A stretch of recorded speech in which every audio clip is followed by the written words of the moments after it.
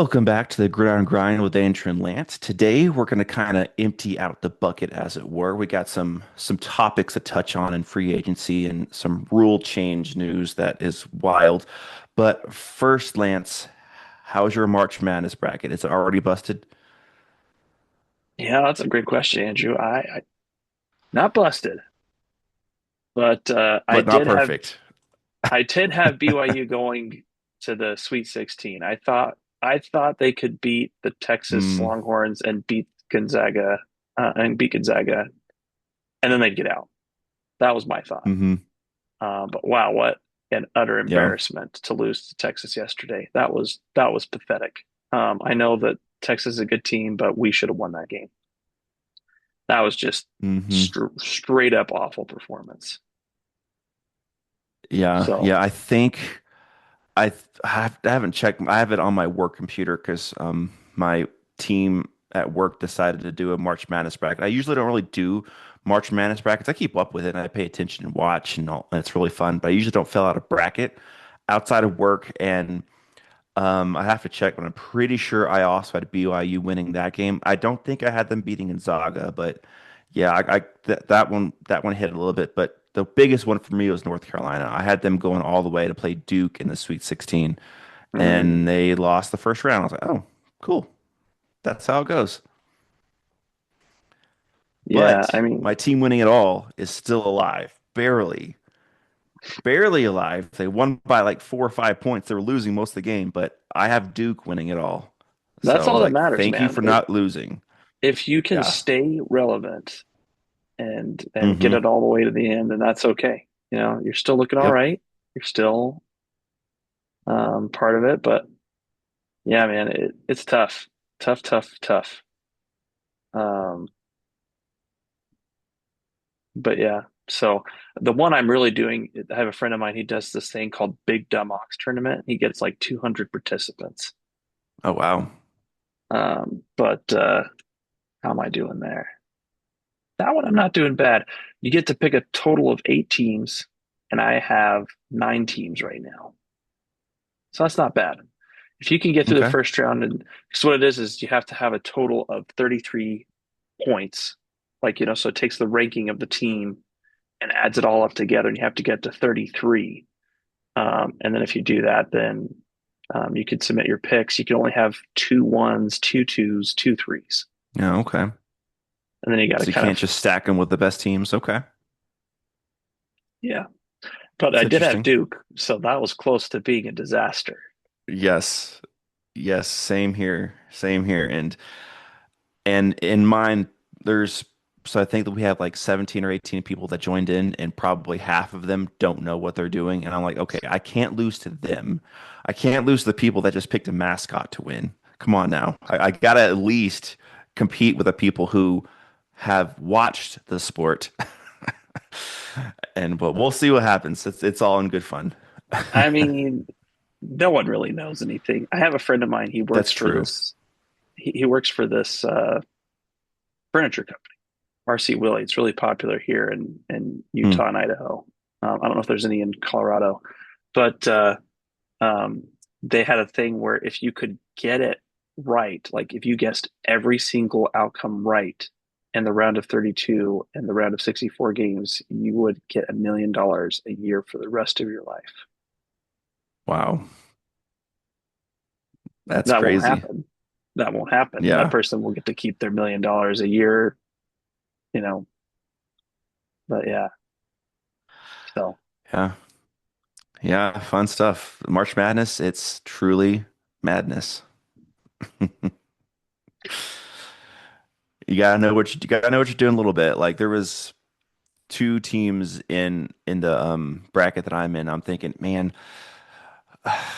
I I root for you, but you're not gonna do any good doing this. Like there's some people, there's one bracket that had like all the high seeds winning. I'm like, that's not gonna happen. You can't have the top 10 seeds, every single one in the Elite Eight. That just you can't do that. There's going to be some upsets. There's going to be a 12 seed somewhere. There's going to be something.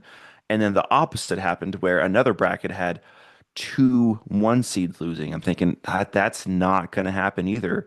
two 16 seeds are not going to beat the one seed when I think maybe it's happened once in the history of forever. And that's maybe, it might be zero. I'm not sure, but you can't have two in one year.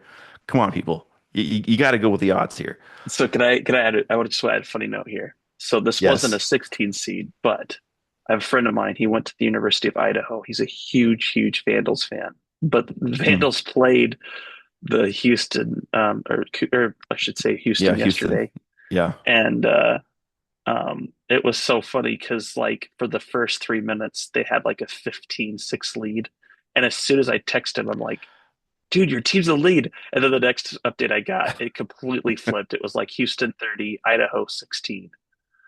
And Mm. that was it, man. Mm. The Yep. 15th Game seeded over. team just got swept. Um, Hmm. yeah, it's That's it's tough, tough. man. I mean, you're talking about the littlest of little schools going up against the biggest of big schools typically. Duke, Hmm. North Carolina, Houston. Um, Gonzaga. yeah, yeah. Yep, those guys. Yeah. Yeah, that's when you have the money and you have the name, you get the best players. And those little schools have tough beating. But hey, every now and again, there's a little guy called Steph Curry that plays on one of those small schools, and he can lead his team to like the Elite Eight. Yes, you can. Yeah. But Little Davidson. one last note on this is that March Madness is absolutely 100% the greatest playoff setup among any sports. Mm, it's hard to argue that. Definitively. Like I would die on that hill against anybody Hmm. in the debate. I Yeah, guess it's hard to argue that. I will put one exception, and that is the FIFA World Cup. FIFA Mm, World Cup, it is a playoff to me among the best countries in the world in the sport of hmm. soccer all the way through. And therefore, I think you could argue that's a great playoff setup. Um, Hmm. but 64 teams, it's awesome, man. It really is. Yep. Yep. So much fun. And everyone is always glued to their screens because all their brackets and everyone's brackets always get busted, usually.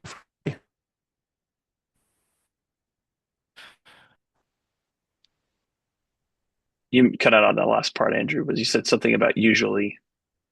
Usually in the first day, everyone's brackets gets busted. Oh, yeah. No, that's fair. That is definitely very fair. So, Okay, should we yeah. get to what this podcast is all about? Talking about some football stuff. Um, so past week in free agency, there hasn't really been a lot going on. There's been some depth signings. There's been there's been some like rule changes that we'll talk about. But I think we should talk about some stuff we didn't get to last time. Like I want to start with a Michael Pittman Jr. trade from the Colts to the Steelers. I think that's a really good addition to the Steelers, and I don't think it cost them that much. Was it like a fifth round pick, if I remember correctly? It wasn't a lot. I thought I, that's a I think it fair value. was it a fifth? I thought it was a sixth. Might have been. It was a late pick, and I was like, wow, they got them for a pretty good value. I know Pickens Jr. is not young anymore, but he's not old. He still can get it Yeah, done. and it was a seventh for a sixth. Wow, that's actually a steal for the Steelers. Well done. Well done, Steelers. Because Michael Pittman Jr., he is, I don't want to say he's a wide receiver one talent, because he's just kind of like that first down, he's going to be there kind of guy. But to pair with DK Metcalf, that's a great pairing because DK Metcalf's going to stretch the field. Michael Pittman Jr. is going to just get those first downs. So I think that's a great signing for them. They just got to find a quarterback now. Is that going to be Rodgers coming back? Who knows? Are they going to reach for Ty Simpson? Maybe. Um, I'm not sure because there's really nobody left unless they went and got Kirk Cousins, which could be interesting. I think Kirk Cousins in that offense, he could do something. They could Yeah, be another 9-10 win team, just like they always are. If they sign Kirk Cousins to a year, he can run that offense with those weapons. Their offensive line is fine. It's not great, but it's fine. I think did they pick up Rico Dowdle? I think they picked up Rico Dowdle. they did pick up Rico Dowdle. So their running back room with Rico Dowdle, Jalen Warren, solid, really solid, good receivers. They still got a top 12, top 10-ish defense. They did lose some pieces, but with TJ Watt out there, they still got really good corners over there. Jalen Ramsey and oh, I can't remember the rookie they drafted a few years ago. I can't remember his name. But they have some good pieces over there. I think the Steelers, if they went and signed Kirk Cousins, they could compete in that division. I would still probably lean Ravens, but if the Steelers picked up Kirk Cousins, that'd be a really competitive whoever's going to win that division between them and the Ravens. I don't think that the Bengals are going to be a legit threat just yet. I have to see if those defensive pieces actually click because they did try. Give the Bengals credit. They did try. They added some defensive pieces, but their defense was just so bad. They need a lot more help than two or three free agents. Um, so that's probably what I would lean over there is Steelers, Ravens, if the Steelers sign Kirk Cousins. But overall, that Michael Pittman Jr. trade I thought was really good for them, and that's a great value. I don't know why no one else sent that pick swap to pick up a Michael Pittman Jr. if the Colts were truly trying to ship him like that. That's crazy. I would have thought he got like a fifth or a fourth, but pick swap from the seventh or sixth round. That's wild. That's wild. Great value for I the think Steelers. that Good job. I feel like the reason why it was that was because of the salary. Yeah, could be because they're trying And to I don't, bring Pierce back, and yeah, yeah, I don't think that that's necessarily fair. I still think that Pittman should have gotten more out I of the agree. trade. Um, but I mean, to be honest, like, are the Colts having that good of an offseason? Like, I don't mean this offensive, but would you say that? No, they're not, and they don't have a first round pick this year or next year because of Sauce Gardner Yeah, no, trade. the Sauce Gardner. But I just think that, even the Daniel Jones start signing, like, $44 million That was a dollars a big year. contract for someone who's coming off an Achilles. Well, I mean, teams are kind of weird on because, how much did, I mean, Gardner Minshew got 5.75 with the maximum of 8 million after a pretty big injury at the end of last season. Mm-hmm. I think the quarterback's just Marcus Mariota, $7 million from the Commanders Mm-hmm. to almost beat the Broncos, Mariota in overtime. Mm-hmm. I Yep. had to put that in there. Down in case you listen to that. You're welcome. All right, Andrew. Can I get to one of the things that I liked? Yes, yes, go for it. I hate it. First off, I hate this. It's awful for any and all Eagles fans. Don't like seeing our rivals making good moves, but the Hmm. Rashawn Gary trade was a very smart move on the Cowboys' part. Um, You mean the Dallas Packers? Because they have a bunch of Packers players on their team now. yeah, they're like the Tennessee Giants. Exactly. But that's a really good move. Um, Hmm. I do think that that has to be tempered. Um, just want Osa. Oh man, how do you say his last name? Odig Yes, OCOE. Yeah, it's hard to pronounce that last name. OCOD. Yeah, I can't that's remember what I how to always pronounce call him. OCOD. it. But he was traded to the 49ers, so that kind of tempers it a little bit. But Right. um, I mean, you kept George Pickens. You re-signed Javonte Williams to a reasonable 3-year, $24 million. That's not a Yeah, bad deal. that was fine. Hmm. That's not a bad deal. Um, you get Rashawn Gary, um, and Brandon Aubrey is still on the team. I like what the Dallas Cowboys are doing. I feel like that they're kind of like when you pair that Gary signing with Quinnen Williams, that defensive front has the Hmm. potential to be lethal. Hmm. Um, so surprised. I'm surprised on that front. I did not expect to see the Cowboys make that good of decisions. I mean, honestly, I really feel like they've done a good job. I don't think that necessarily means they're going to be like world beaters now, but I Hmm. am watching him closely this year because the fact that they seem to be more serious. Yeah, and they have the 12th overall pick. They could get a really good player there if they draft well. Not sure Definitely. where they'd be leaning. Probably a corner. Like if Mansour Delane falls to them at 12, that'd be a great pickup for them. That's a shutdown corner that they really could use, and that that could be a legit defense if that happens. Because right now, like you said, their D line, their front seven, pretty solid. Not amazing, but pretty solid. Something you can't bat your eyelash to, but their secondary still needs a little help. And if they'd address that in the draft, they could have a Well, stew going. I forgot to say too, I think the great part about the Sean Gary trade is the fourth round pick. To me, that's bad value for the Packers. Sean Gary's coming off of a pretty decent year. I'm I not do saying he hear you was there. The only thing I see is the Packers were going to release him. Now, he was going to be to the market and anyone could sign him, and the Cowboys might have right. been not able to get him, but I don't know. I think that the fourth round pick was a little high for someone that literally was about to be released. He was literally putting on his Instagram that, hey, I'm no longer a Packer. Then he removed it saying he was hacked, and then he was traded because the Packers probably told him, hey, take that down. We're working out a deal so you can go somewhere instead of just cutting you. So I don't know. I hear what you're saying, and the whole thing of that maybe The the Packers Cowboys would have had lost out on him. the Packers as of today would have had $22 million in cap space. Like I just don't buy that argument they didn't have space. That to me is Mm-hmm. short-sighted. Like I know what you're saying. Like I understand that like they're trying to look ahead and be smart here, but they didn't pay Dobbs. They didn't pay Mm-hmm. Willis. It's like, sorry, I don't mean to. I feel like that's a No, you're dumb good. argument. I feel like the Packers fed that narrative to reporters, and reporters spread it out to fans, and fans just ate up the narrative. But I think it's a false Mm-hmm. narrative. I don't think that's a fair narrative. Maybe you didn't Yeah. want to pay him, but I don't think that you couldn't pay him. That to me is inaccurate. Sure, sure. Yeah, I hear you there. There was reports that they were just going to cut him. And so the Cowboys traded a fourth round pick for a player that was going to be cut.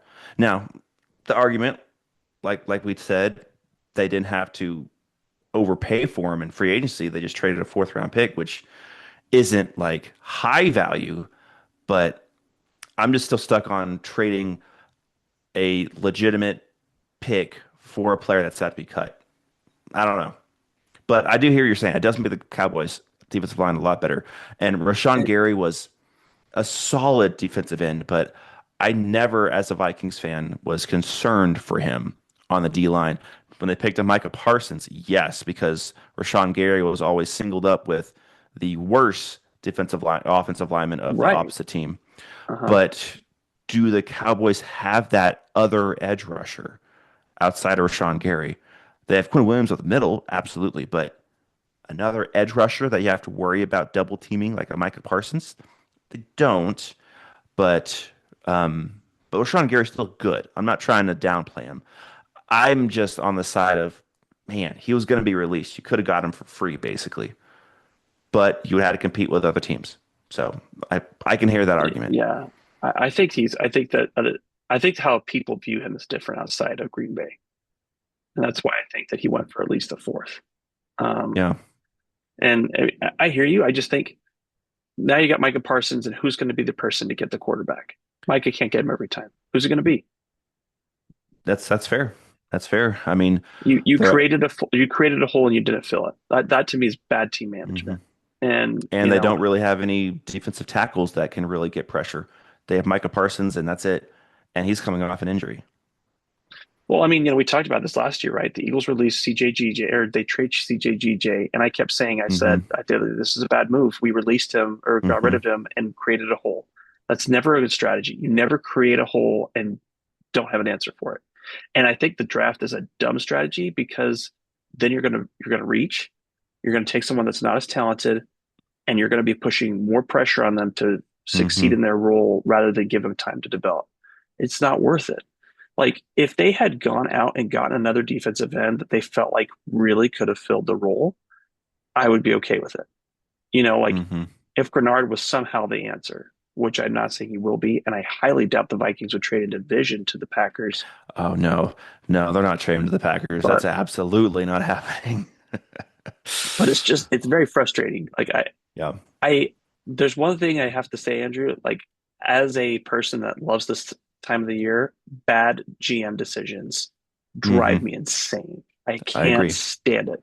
And I would just this one qualifies as an F move by me by the Packers. Not because the value is not Yeah. decent, not because they didn't they have to 100% keep him, but you made a hole that you didn't have to make. You could have And afforded they them. don't have a first round pick because they traded that for Micah Parsons. So I think they don't have a second round pick, right? Or no? Oh no, I'm thinking of the Quentin Williams trade, right? The Quentin Williams trade is the yeah, one where it's the second this year, first next year from the Jets. yeah. The That's the right. Packers traded two first round picks for Micah Parsons, so they don't have one this year and they don't have one next year.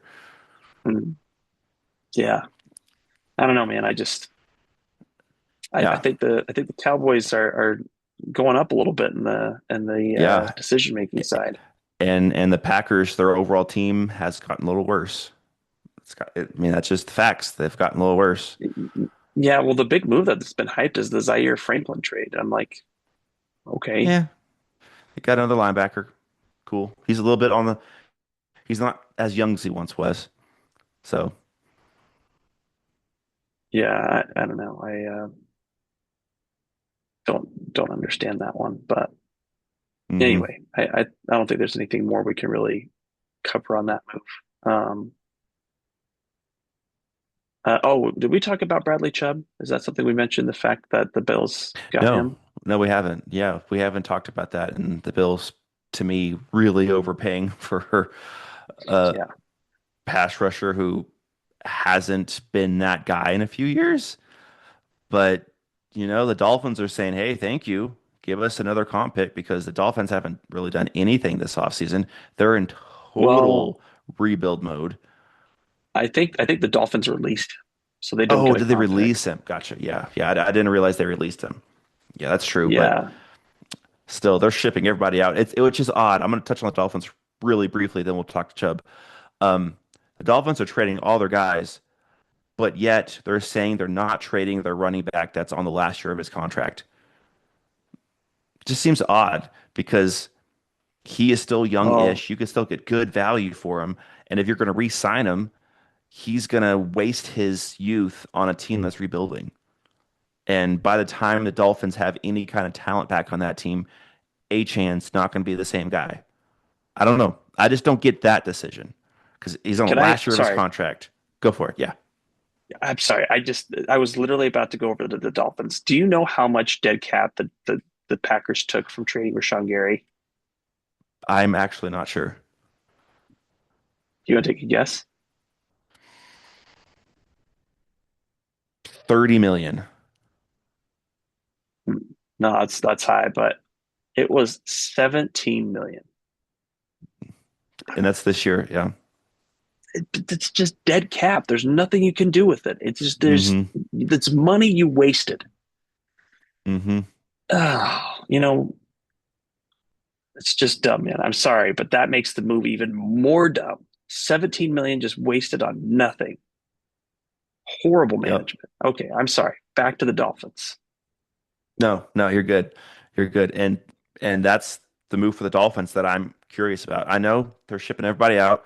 They traded Jalen Waddle. We can get to that. They cut people. They've cut Tua. They signed Malik Willis, which that's the other thing. You're signing a quarterback to a team that has no talent on it now, which is questionable, but maybe they're looking for a couple years down the line. I think they signed him to a 2 or 3 year deal.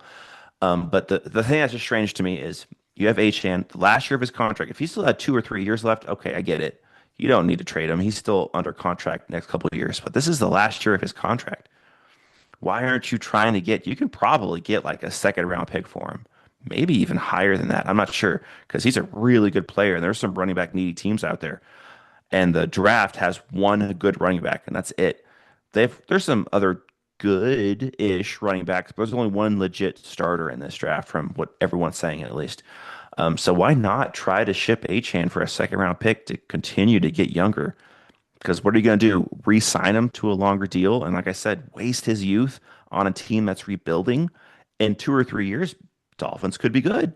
But by then, Achan's going to be like 28 and he's already at that age cliff that he could drop off a cliff at any time, especially with his type of running style, which is all about speed and quickness. That you lose quickly. So I don't know. That was confusing to me that they weren't going to Mhm. trade Achan, but they're trading Jalen Waddle. They're cutting all these veterans, and they got some good draft capital for Jalen Waddle. Give them credit on that, but I just don't understand why they're not at least listing to offers for Achan. Now he's a great player, but he's in the last year of his deal. you're going to really pay him a ton of money next year when your team is still probably going to be the, I mean, right now, would you say that to me, the Dolphins are the worst team in that division? I would pick the Jets over them. And that's crazy to say that, but I would pick the Jets over the Dolphins right now. And that's tough, man. I think quarterback's really important to determine the success of the team. I think the Dolphins have a better quarterback situation. You Truly. would pick Malik Willis over Geno Smith? Oh yeah. Yes. I think I the think it's upside's close. way higher on Malik It's Willis than it close. is on Malik Geno Willis is Smith. definitely more athletic and more dynamic. So I would probably lean Malik Willis more, but I think Geno Smith is a better passer. Again, I'm talking about the ceiling here, not the floor. Sure, sure. I think if we're talking about floor, sure, yeah, the floors you have a higher floor you're working with Gino and a lower floor Hmm. if you're working with Malik, but I'm not concerned about the floor. Like I'm concerned about optimism. I can't be very optimistic as a team that we're going to be competitive with Hmm. Geno Smith. Um, I don't know. Maybe that's wrong. Maybe I'm overthinking that. I mean, the Dolphins are not a good team, but like I don't know. Has I don't recall many moves that the Jets have made this year that make me think, well, I guess Mika Fitzpatrick, that's okay, but he's also not what he was. You did keep Hmm. Brees Hall. I don't know, man. These other moves are kind of like, okay, Joseph Asai's okay. Um, Still can't believe he got $13 million a year or $12 million a year, right? Yeah, $12 million a year. Seemed a little high to me. I don't know. I don't see the Jets having that many more tools compared to the Dolphins. And so the default I go to in my mind is the quarterback. Because that's really the key factor. If Hmm. you can't have competent quarterback play.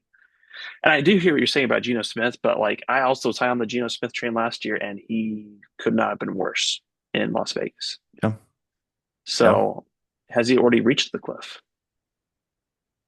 I don't know. yeah. And that could be more had the Raiders organization was awful, which the Jets aren't much better, but at least they have a better O line than the Raiders do. Raiders have the Yeah, worst I O mean, line in football. I hear what you're saying, but the Jets have the worst owner in the AFC. That I can't argue that. Yeah, I can't argue that. The fact that Justin Fields is like being thrown around like trade bait, and thrown out the window, but he's Hmm. excited, just shows you how bad of a culture that is. Hmm. And it is. You to have your owner call you out to the public without ever talking to you first, and having to come pinch hit in one of the games after that and save the team and help them win, and you're breaking down in tears because of how emotionally taxing it's been on you. It's not a good look. Hmm. It's not. You Hmm. know, like just for comparison's sake, right? AJ Brown, everyone knows it's been a strenuous relationship. Jeffrey Lurie has never done anything to make it a more strenuous relationship. If anything, he's done his absolute best to bring down the temperature. That's the sign of a good owner. Hmm. Yeah, yeah. I mean, I can't argue that, but I would still say that the Jets have more talent than the Dolphins right now. I hear you. I just, what is that? D plus to C minus. The Right. talent's not that much, really. It's not like the Jets are going to win 10 games and the Dolphins win four. No, it's probably going to be like a 6 wins to 5 wins kind of thing, or less than that, 5 wins to 4 wins. But I think the Jets might have a better record than the Dolphins as of right now I feel like we at should the have end a of the wager season. on this, Andrew. I feel like this would be a super fun wager to have. Who's going to be last place, Jets or Dolphins? And This we'll would have to just see be the hilarious schedule. to talk about. Yeah. Yeah, Yeah, because the Jets have that coveted fourth place schedule, so they have an easier schedule than the Dolphins do. it's true. This is fair. Yeah. So, I mean, obviously, though, the Dolphin strategy is to tank this year. Sure, that It's, they're going they're and and again, it's interesting because they signed Malik Willis to a 2 or 3 year contract. Because if they're tanking to go get a quarterback next year, I gotcha. But they paid decent money for Willis. It wasn't like high end. I think it was like 22 to 25 million a year. So it's fine money. But maybe it's like a test run, and then they say, okay, let's just go draft Arch Manning if we have the worst record. Then sorry, Malik, now you're back to backup kind of thing. Maybe we'll see. the crazy part is the Dolphins would have 156 million next year. So you got some Yeah. serious cap space to work with next year to figure out your Yeah. problems. So, They're gonna and be the there'll be a Raiders lot. next year. They're gonna be the Yeah, Raiders next year. except they were smart and got rid of everybody. So there's not going to be no awkward takesy backsies trades. Sure, sure. But I'm saying they're gonna overpay for a center like the Raiders did. Yeah. Did by the way, did you see that clip by Max Crosby talking about the trade? Yes.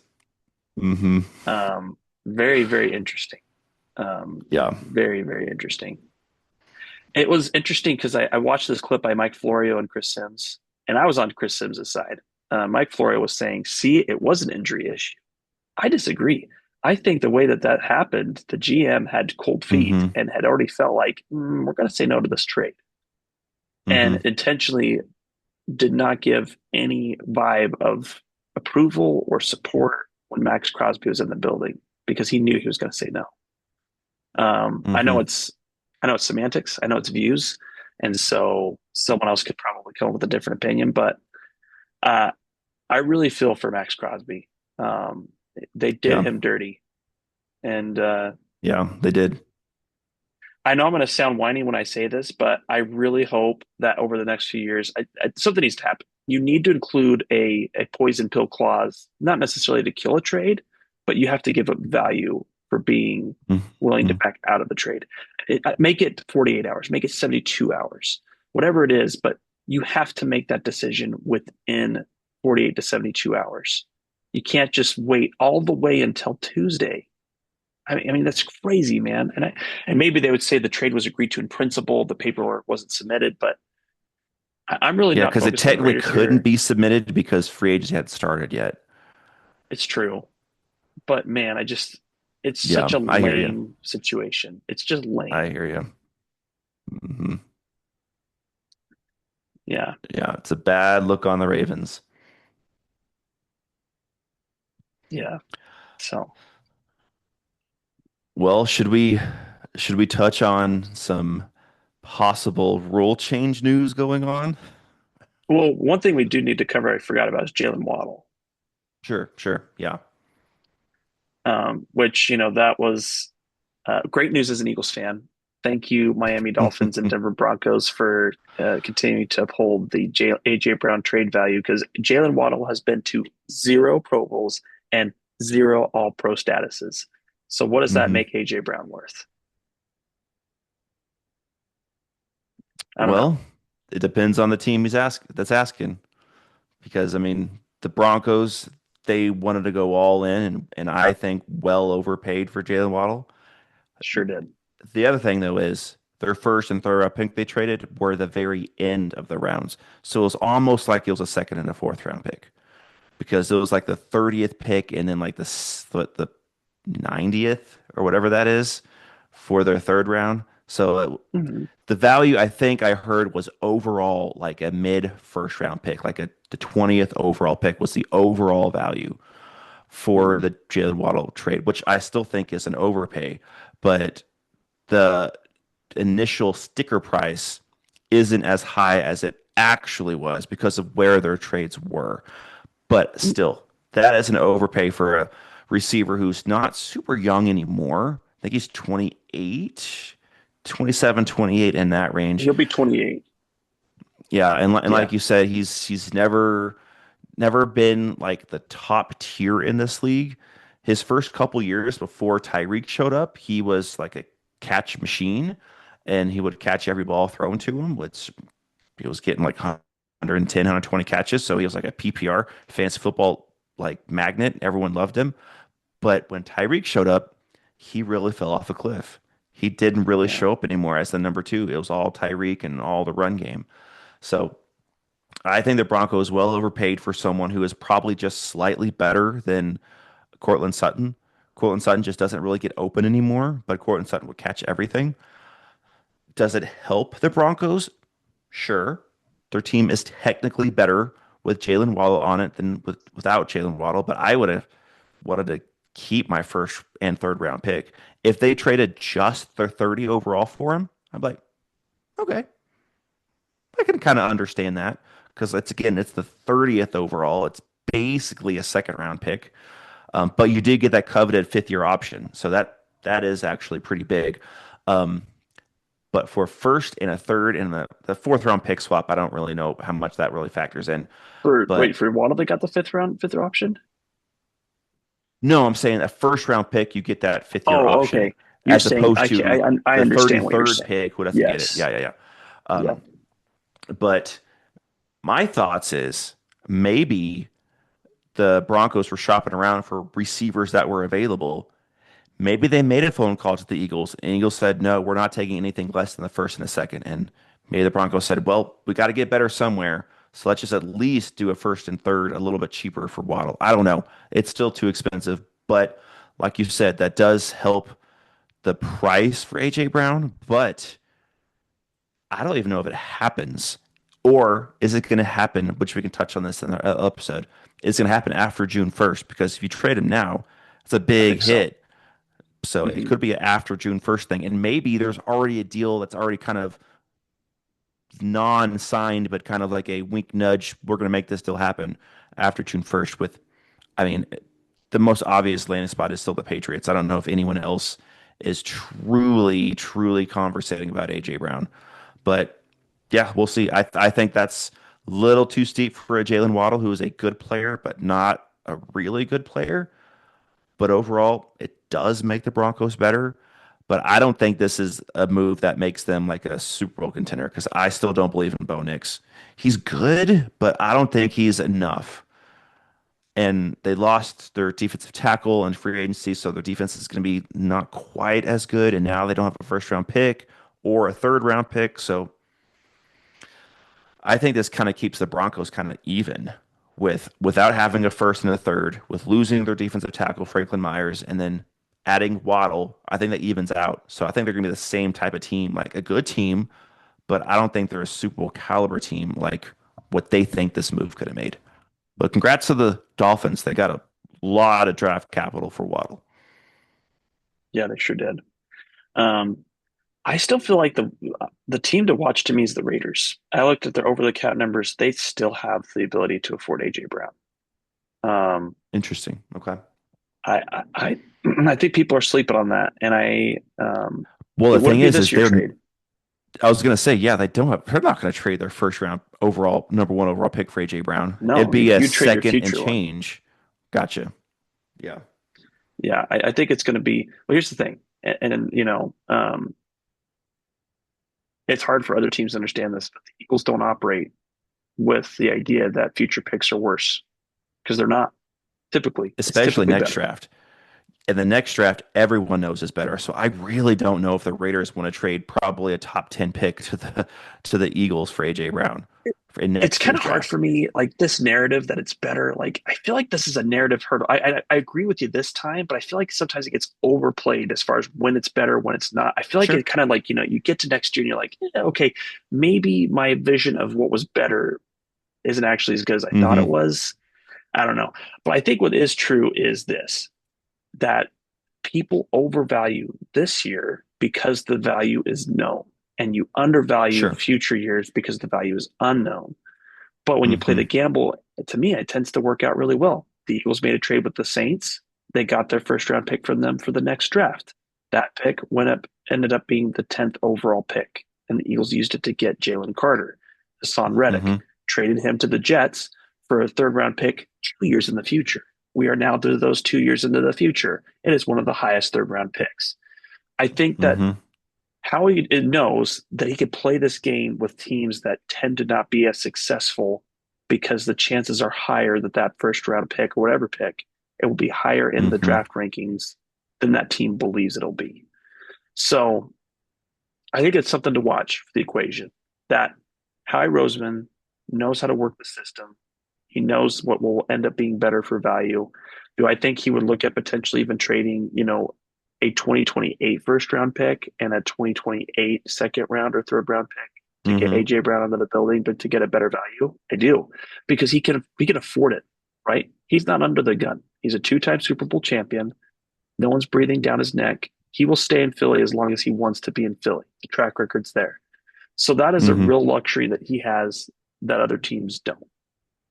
So that'll be interesting to watch with the AJ Brown situation. But I do agree that probably June 1 would be what would happen. Yeah, that just kind of makes too much sense because of that cap hit number with the dead money, and then do it after June 1st. You can spread it out a couple years, just helps out overall for the team. So, and with no real news about it, there's always that there's little speculation. There's no like real reporting going on about a trade anywhere close. So it's got to be like a either it's happening June 1st or it's not happening at all kind of a thing, Yeah, which I would still lean toward it's probably going to happen, but it's not for sure anymore. Um, yeah, we'll see what happens. But yeah, I think that Jalen Wall trade was a little bit too expensive. But Broncos in their minds think they're that close. I disagree, but they thought let's go all in. Let's go get ourselves another receiver because they were short in that receiver room. So they made a bold move. We'll see how it works. yeah, yeah. But sorry, Andrew, I And didn't mean to then, keep you from the rules oh discussion. no, no, you're good. I was just about to transition to that because you mentioned 2028 or maybe even a 2029 first round pick. And I really don't think that this rule on proposal is going to get anywhere because it's just so stupid. I'm just going to say it. It is so stupid. This is a rule where teams like the Browns or teams like the Jets would continue their dysfunction if this rule got passed. They're like, oh, we can. If this rule was in place 5 years ago, they would have traded four first round picks for Deshaun Watson and then signed him to a guaranteed deal, and that would have been even more of a tank job for that team. So the rule is that you can trade up to 5 years in the future, which is insane. There is no player, not even a Patrick Mahomes, that's worth five first round picks.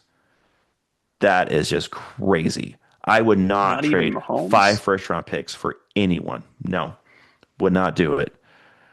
Three first round picks and maybe some change. Sure, I could do that for Mahomes, but I would not trade five first round picks for any player. That is crazy. That is wild. That is your future. I I think I I think don't there's know what more I another could say. I think there's another strategy to this. And it's more of an NBA strategy of knowing that maybe the next 3 years you've got a window to be successful. Therefore, you need those picks now. You'd rather trade later picks later because you believe that's when your down years will be. If there's rules in place, kind of like the NBA has, where you can't trade consecutive picks, like I think it's like three straight picks, something like that, three straight first round picks, but you can gap it a year. If there's rules in place like that, I can listen to it. Yeah, I can hear that. I can hear kind of that argument you're saying that, hey, I don't want to trade the next couple years, but I'll trade you 4 years down the future first round pick for this player because I want to keep my draft capital. I can hear that argument, but I don't know if that's the proposal. And I don't think there's Yeah. going to be that stipulation in place. And if there's not that stipulation in place, this rule is insane. This rule is going to cause teams to ship their future for a fine player that's going to get you 7 or 8 wins every single year. It just, I don't like it at all. I think it's dumb. If it gets passed, then congratulations to the Jets and Browns for never being successful. Well, I mean, to be fair, it's not other teams' faults that the Browns and Jets make dumb trades. Sure, sure, but the league can kind It's, of protect them a little bit and not completely tank an entire organization's future. I mean, but that's not fair though because it's not the league's fault. I mean, that you got to take personal accountability. If you're making bad decisions as Sure, an organization, it's the organization's fault. It's not the league's fault. Now, I see what you're saying as far as sure. trying to protect the league and not. You don't want to be the NBA. I really mean that. You don't want it to be this Hmm. thing where you have like five teams that are always competing for first place and it's boring. I think the NBA recently has kind of like gone away from that, which has been refreshing. To have teams like the Thunder and Spurs being successful again Hmm. has been a nice change up. But I still think that in the NBA it is almost impossible for small market teams to figure out ways to be successful. The Thunder are a Yeah, rare exception, like rare. absolutely. Yeah, And I don't think you want that in the NFL. That's where I think the narrative needs to be for those that want to get this rule killed is, hey, let's not be like the NBA. we have a great model here in the NFL, and it's because of the way we handle trade. Hmm. I think if that's the narrative they go in with, you have a better chance. Whereas if you're just telling them, let's not let an organization get killed, I think that some teams would be like, well, what if they're trading with me? I'll take that trade. If they want to be dumb enough to trade with me, then sure, I'll take it. So that's the Hmm. part you're going to have to work against in the discussion about this. So Yeah, and NFL players' shelf life is much shorter overall than NBA. definitely, definitely. There's some positions like kickers and punters that can play until their 40s sometimes, but yeah, the stars of the NFL are playing like till they're 34-ish. Then they're off a cliff. NBA, Steph Curry's like 34. LeBron James is 41 and he's still getting it done.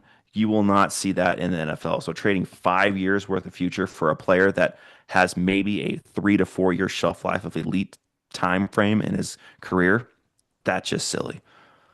I mean, but you also got to, another part you have to acknowledge in this is you don't have to pay more just because there's more available.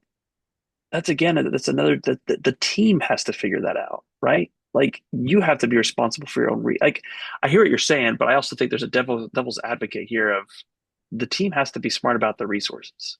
And dumb trades are going to happen. I don't know.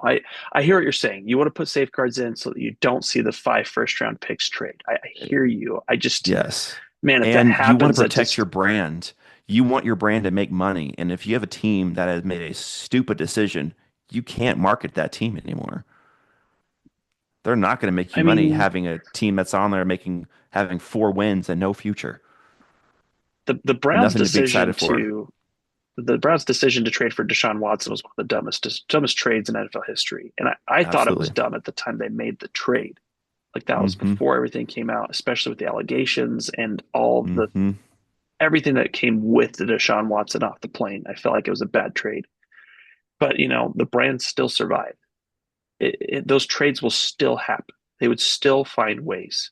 Do the Browns make NFL much money? Do they get a lot of TV time? No, they don't. I just Imagine feel like if it's kind this of rule was in. in place, they would have traded 4 first round picks for him. I feel like the funny part is you're looking at this like the end of the world would happen, and I'm like, I don't know. I don't think the end of the world would happen. You're making it If sound there's like it would no be the if there's end no of the stipulations NFL in as we know place, if there's no stipulations in place, there are some teams that would sell their full team and move. There'd be more moving. Like Cleveland would move to, I don't know, some state that doesn't have a team yet. That would happen because their future would be just tanked and they've had no hope.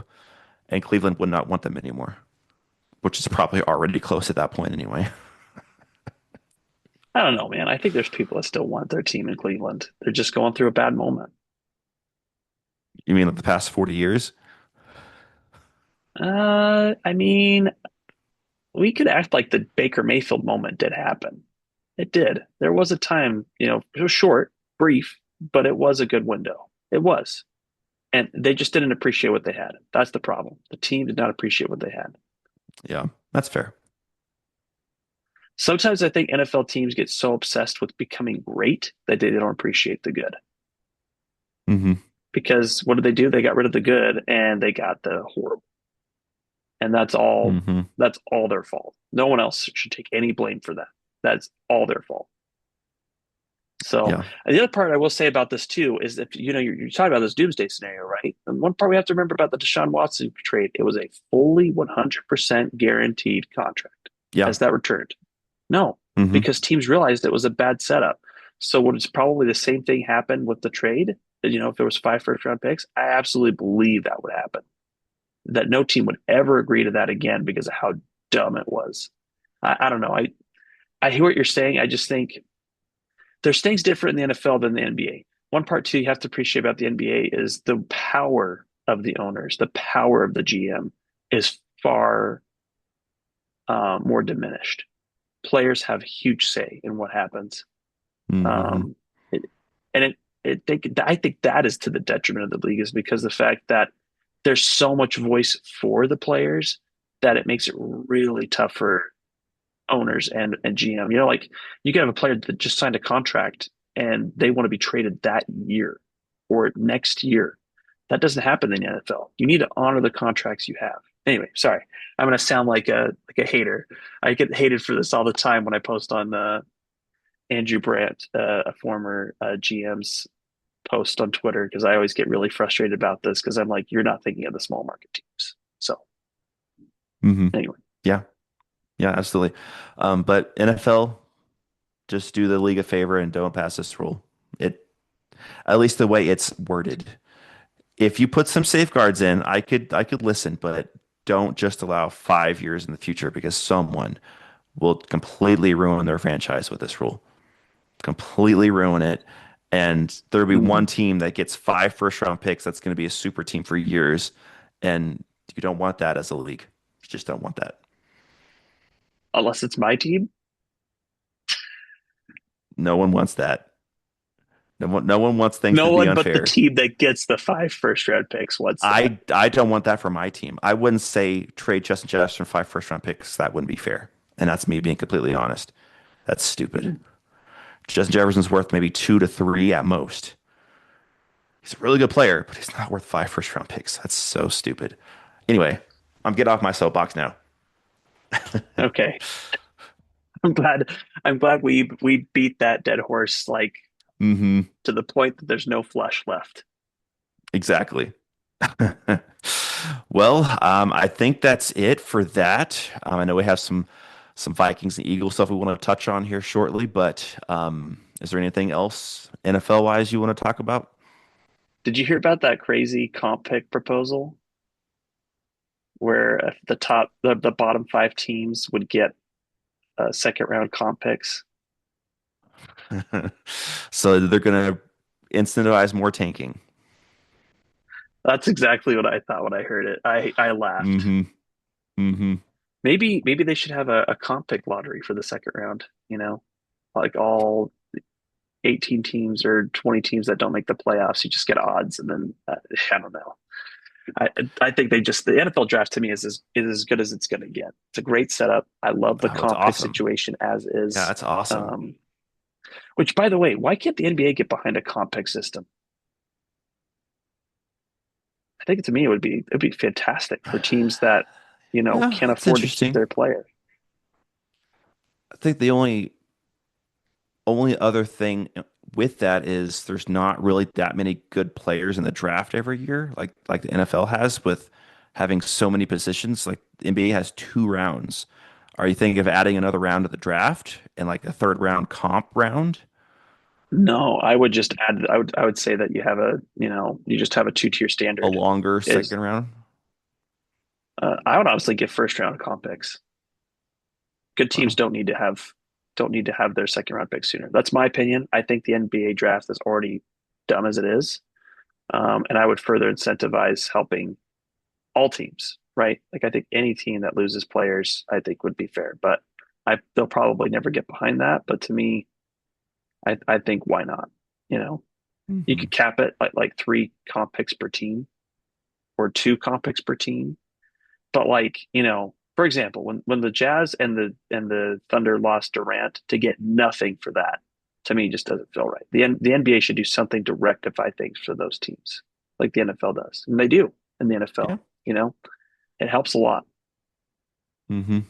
But yeah, Yeah, that would help the small market teams that nobody wants to play for. absolutely.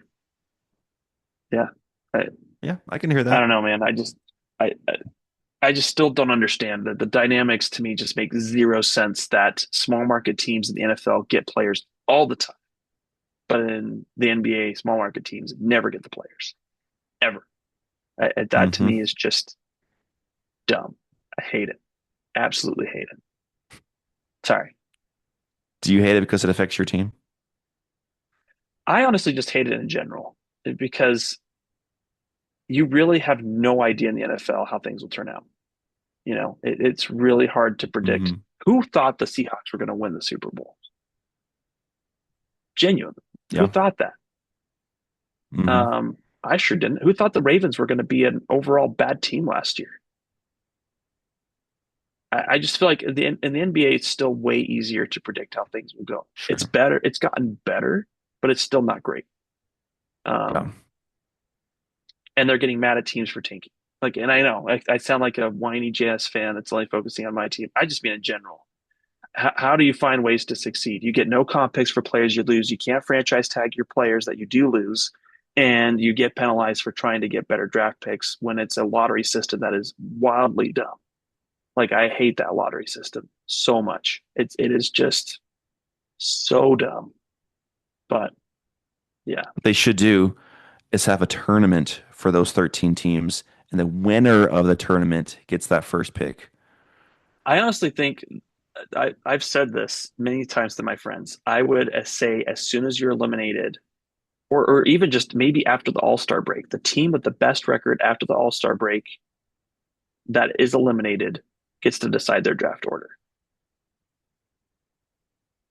Like do something where you're incentivizing them to play better and then reward Hmm. them for playing better to determine their seeding. That to me would be way cooler. It would be more fun than this dumb lottery system where a ball could Hmm. magically somehow end up in the Dallas Mavericks fans when they had no business getting the first overall pick. Yeah, I just hate it, man. Hate it. Hate it. Yeah. Yeah, we could talk about that for days until we're blue in the face, but I don't know if it's ever going to change. I know. I know. I'll get off my high horse, Andrew. We should move on. So I'm sorry, everybody. No, we're good. We're good. There's a couple teams that we probably should touch on. I don't know, some teams that we Yes. watch a lot because Yeah, there's some probably. stuff going Probably. on. Yeah. One Yeah. team had like four or five signings that were like, okay. Other team were like, what? Yep. Yeah. No, We'll it get sounds to good, man. that. Yeah, we'll get to that. Well, thank you guys for joining us this episode of the Gridiron Grind with Andrew and Lance. Be sure to like, subscribe, and comment, and we will see you next time. We'll see everybody.